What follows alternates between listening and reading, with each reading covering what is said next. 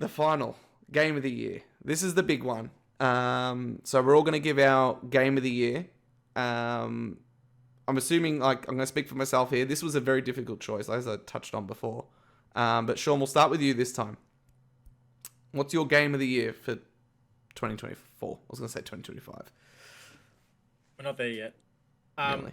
I have had a little bit of a think about this, and I think at the end of the day, I haven't spent a lot of time playing a lot of new games this year. Moving into my new place, I've spent a lot of time going back and playing a lot of my backlog and going through that. However, there are some games that I've enjoyed for the brief time that I have spent with them. And so my game of the year, which according to TrueTrophies.com, I was the 199th person to platinum it in the world, is Astrobot.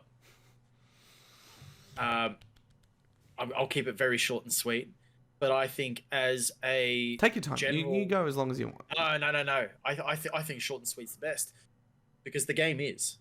It's not too much of a lengthy game. It's enough for me in my busy 9 to 5 plus a second job and plus cricket and all these other things that I do. Astrobot's one of those games that I can sit down and play over a couple of days, finish it, and say, man, that was a great experience. Yeah. It's not a game that I have to keep repeating to come back to. It's not a game that frustrates me too much, except for the end game. It's a little bit... Final shapes, but it was, man. Yeah, and as much as the nostalgia didn't quite hit me as much as like yourself, Josh, for example, because I haven't grown up necessarily as like a PlayStation fanboy or anything like that. I've just, do I have a console? Yes. Can I play games on it? Yes. And then that's how I do it. But I was able to appreciate kind of walking through, the history of PlayStation, seeing characters and like, oh, where are they from? Like, and trying to guess where they're coming from rather than knowing straight away, like, oh yeah, that's from Resident Evil. It's like, yeah, but who's this person? So that, plus the fact that it's a super solid platformer, plus it's got collectibles involved. I think when there was the Astrobot launch title with the PlayStation 5, the free game, Astro's Playroom, yeah. Astro's Playroom, I think that really set the tone for a super solid platformer. And now that they've been able to create and launch a full standalone AAA version, and Team Asobi's done really well with that. Yeah. I think it's all... I'm not going to be the one to call it a renaissance of platform gaming, because I don't think that's the case. But I think when we talk about the sort your shit and everything else that we've spoken about in this podcast, for today, at least, Astrobot should be an indicator of what PlayStation can do. And that's because they have the characters, they have the worlds, they have so much IP that they can utilize. Most of the time they've chosen not to, and when they have, they've made it super hard for you to really do it. Yeah. If you borrow a page out of Nintendo's book, in being able to keep them relevant over decades, whether it's through new games, new experiences, tied into other games, Astrobot has that ability to do that. It has the ability to be the mascot of PlayStation, regardless of Aloy or Nathan Drake or Kratos or anything like that. At the end of the day, Astrobot can do that because it's not an MA title. It's a game that can appeal to kids growing up, which we were all at some stage, and those are the games. Like, we talk about Spyro, we talk about Gex, we talk about Pokemon and all that. That's what we had growing up. We talk about Gex. We all talk about Gex here. We talk about Croc. We talk about Croc. Hey, he's coming. He's coming back. He's come back. Anyway, but Astrobot is... Did you see Gex is in Astrobot now? He's part of he's a new bot. Isn't he? No, he just got added as part of... See it? I'm tying it all in together. Square Enix, out of all the characters they could have... Anyway... Don't at me. I'm tying it all in together. I know what I'm saying. Yeah. I'm not reading off a script.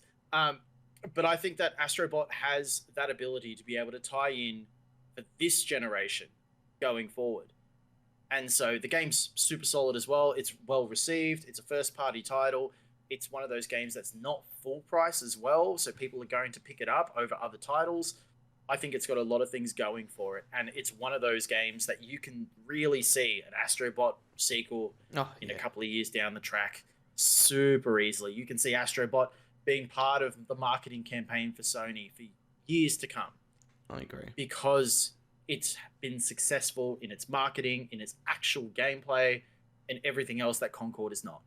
And anyway, that's why it's my game of the year. If you listen to the team talk, like, you know, they won Game of the Year at the Jeff Keighley show as well, and their speech was like how important platformers are, and they actually call out Nintendo without calling out Nintendo and the importance of Mario. I actually thought it was a really interesting speech if you haven't listened to it.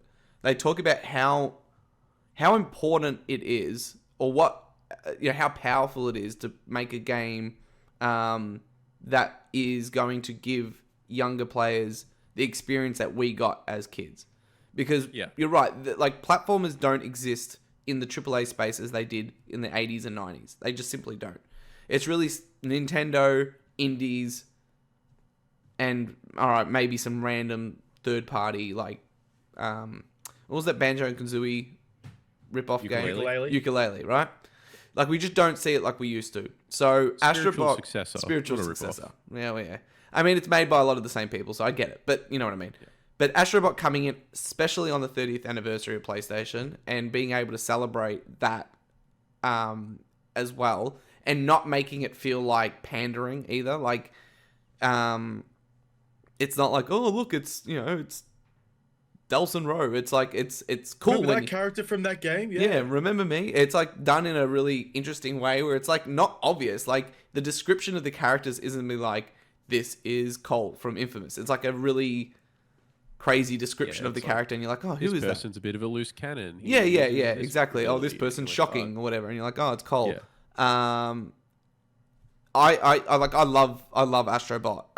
And I like the evolution of, like, the first game is in the, not the first game, but the PS5 launch game to this one. How it's like the evolution of the PlayStation history, where before it was the bots, but this one introduced like playing or absorbing the character itself. So there's like levels dedicated and worlds dedicated.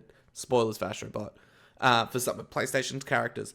And again, not to tie this back to the start, but the last one was Aloy, and I'm like, why? But anyway, but it hit me, right? Like, I'm not gonna lie, like, I don't get emotional really ever with a lot of games. When the Uncharted one started happening, because I didn't know, honestly, I'm not even just saying it. Like, yeah, of course, yeah, I stopped. Like, you know, you talk about like games and how, you know, things are important to you in the console war and all those things. Like, take all that aside. Like, for me, PlayStation is the place I play, but it's more, for me, the games are more than just I play on PlayStation and I love PlayStation games because they're made by PlayStation, right? Like, you know, I've got an Uncharted tattoo. My son is called Nathan. Like, I'm a huge Uncharted guy, right? Like, clearly. Yeah. And really like Tom Holland, yeah. Yeah, massive fan. And Mark Wahlberg as Sully. When that level started, I remember putting the controller down and just letting it run. And it was just like the Astrobot mix of dun, dun, dun, dun, you know, the Uncharted theme playing. And I'm like, man, this is like powerful, right? And this is for a series that isn't that old. And, you know, this could be the same for another person with another game that they come across in the world. And it's like, oh my God, it's this character. So Astrobot's like the perfect way to connect the old and the new, doing it in a way that everyone loves, and it isn't like pandering. It isn't like the what's that new Amazon Prime show, Secret Level, where it's like, oh, okay, we're putting everyone together. Like, the last episode's apparently not very good, and it's the PlayStation one where it's like all the characters just show up. It's not like the Marvel, you know, it was an like, ad, wasn't it? Didn't PlayStation have that ad, like, for the PS4, where, like, all the characters are in a bar or something? Yeah, I mean, there was those, but that's an ad. But I'm talking about, like, you know, like, you might even feel that with some of the Marvel movies, where it's like, oh, we need an after-credit scene, and, you know, Wolverine needs to be here for some reason. Like, it's just, it works without feeling forced, is what I'm trying to say. And I think it's a really good pick. Astrobot is a special game. Vinny, what are your thoughts before we jump to you? Can we just straight up jump to me? Go to you. Mine is Astrobot as well. Wow. So all right, I go like take it away. Everything that needs to be said, but I Sorry. think one thing that really wasn't wasn't really that. addressed. One thing that wasn't really addressed that we kind of spoke about everything about it is that one thing I really felt is that it actually used the PS5 controller to its full extent, which is something I really enjoyed and something I didn't really feel since playing Astro's Playroom. You feel the little pitter patter on the metal, you feel the haptic feedback, feel that vibration, you hear the sound, like you feel that control. It's a very immersive experience for not having VR. It's like just having it in the palm of your hand. I loved the fact that I could pick up and put it down, and it was a game that came at the right time. I was just coming off playing Persona 3, I was playing different styles of games. I was playing the Metroidvania. I was playing JRPG. I needed something that I could just pick up, play, put down, do a level. And funny thing about me is I didn't even buy the game. I borrowed it off a friend. I bought it now because it won Game of the Year and you got to support it. But I 100%ed the game. Didn't get the platinum, just 100%ed it. Did that nice fun level at the end. But the best part is the reason I purchased the game is they're just coming up, they're bringing out new content. They're adding more, like you said, Gex. They're adding new levels. They're doing the speedrun levels. Christmas one. This stuff launched, is the Christmas one, which is just it's not even a hard level. It's just normal. Bask in the wonder that is Astrobot and enjoy Christmas it for what it is, which is a great game. Phenomenal. And it's that platformer that I needed. Yeah. It came at the right time. And it does the whole mainstream does everything well. Playability, but then also have for those who really want to 100% it, the level, those secret levels are difficult. Shape, those shapes ones, right? Fantastic pick. All right. This was, again, difficult decision. There's so many games I want to talk about. But for me, when I sit back and talk 2024, this is a game I played early in the year, February. I know what it is. So obvious. Sure. Yeah. And this is a little game called Final Fantasy VII Rebirth. It was neck and neck with Metaphor. And I think what ultimately took it to the next level is I'm really loving the way Final Fantasy VII Remake series is playing around with expectation and reality. And I think Rebirth, for all the praise that it got, is going to have much more love once Part 3 comes out. Because very similar to what Remake did with the ending, it's the levels of the ending. There's the understanding of what you saw on the screen, and then there's also understanding what the implications are and what they're trying to imply and how that affects what will happen in Part 3. I'm not going to spoil it. And I think the overall package was a big step up from Remake in terms of scope, right? We went from linear to open world. It isn't perfect, though. I think that there was too much inspiration taken from perhaps some Ubisoft? Western open world RPGs, including climbing towers. I'm not going to give the game a knock for the mini games because Final Fantasy VII was very heavily mini game focused, even the original. I think the game was padded out slightly too much. It was probably my biggest critique. Some of the and again, I did everything. I think my next playthrough of it, I want to do a Remake and Rebirth playthrough, and I'm just going to do more of a story playthrough, and I think I'm going to love it even more. But in terms of storytelling, in terms of sophistication of characters, I mean, these characters were popular before the Remake series, right? 7 was huge, and then you had the spin-offs and the movies and whatever. But maybe I talked to Vinny offline about, I don't know if we're on the same page with the levels of what the ending of... Oh, no, we are. Yeah. I think it's very well done, is all I'm going to say. I'm enjoying the path it's taking, and I've come from the other side where it's oh, why didn't I just want like a fresh remake of the original game or like a remaster? But I am on board with the retelling. Like, I think it's super interesting and the way they're going about it, and the way the antagonist is kind of about it as well. Mm. So you're almost playing with them, Yeah. which is weird because it's from a different perspective. Yeah, there's meta But narratives going on. yeah, yeah, meta narratives is the best way to explain it. But yeah, it's basically come down to like, for me, I think Metaphor is very quickly becoming one of my favorite games ever. And I think Final Fantasy is 7 Remake Rebirth. I just bundled them together. Is also in that conversation. So again, that's why it was very difficult for me. But yeah, I mean, a fantastic year. Like there were countless games we could have pointed to, but I think I think we've picked a very diverse selection of games, right? And it kind of shows to our taste. We've got Metroidvania and 3D platformer. We had 3D platformer, and what was your runner-up? And multiplayer game in Helldivers. And then for me, I'm just full weeb Japanese RPG. But interesting, right? Like, lost the plot. It's come full circle. The Joshua Lewis I used to know is never.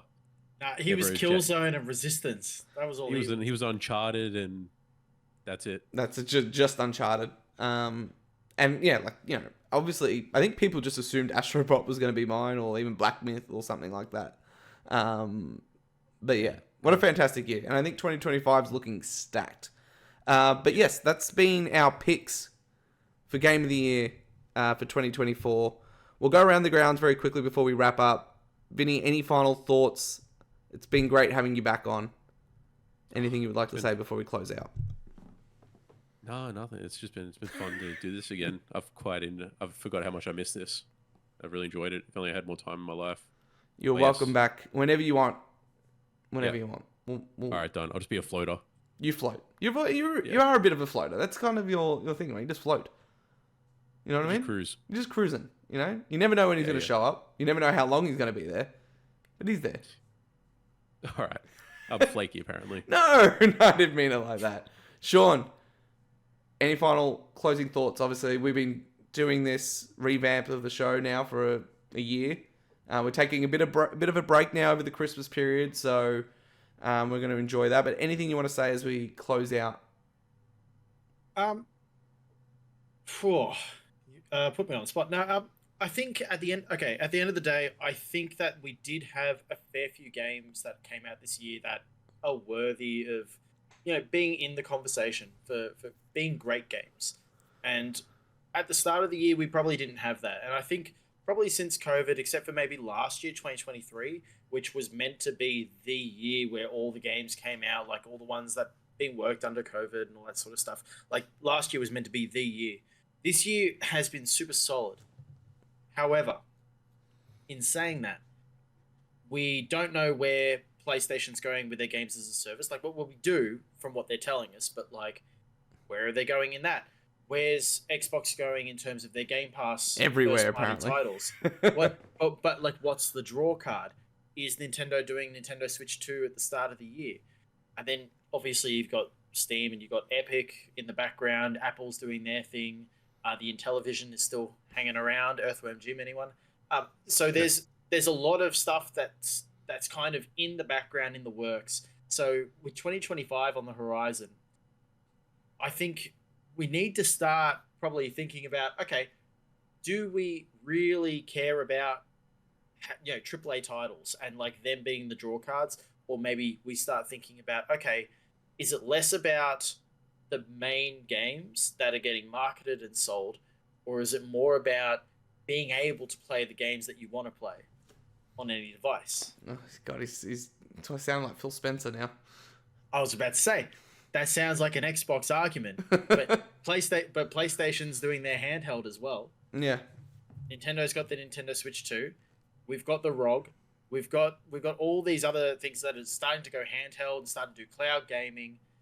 Is 2025 the year where we start to see that have more of an influence than we have in the past? I guess that's probably my last final thought. And also, today's been sponsored by Three Horn Brewing. They do mead. It's really nice. I finished this entire bottle of this podcast. There Anyway, you go. carry on. I don't think they'd appreciate you Entire saying bottle? that right at the Yeah. end of the Jesus. That explains damn. the whole. Yeah. Sean's going to be available in places that Game Pass exists. I haven't got too much to say. It's been a great year. Thank you for everyone for watching or listening. We'll be back in 2025. We're busy playing something. Let us know in the comments what your game of the year is or was, if you're listening to this after the fact. But again, we're an Australian independent podcast, available YouTube, podcast feeds. Check us out, subscribe to the channel, give this video a like, and if you can get us to 100 subscribers, Sean will drink the bottle all in one hit. That is the commitment. Skull. What do you mean one hit? Like how long is a hit? I don't know, as long as it takes the whole snorkel bottle. Yeah. Yeah, well, how long's this podcast been going for? 2 hours and 6 minutes. Okay, so it took 2 hours. Pretty impressive. With talking. But have a safe Christmas, safe holidays. We'll see you in the next New Year. And bring us backwards compatibility for PS3 on PS5. And goodbye. Hey, Josh, they said that. They said it was happening. Tomorrow could be the year. I mean, tomorrow could be the year. Next year could be the year. Tomorrow could be the Tomorrow could be the year, boys. Goodbye.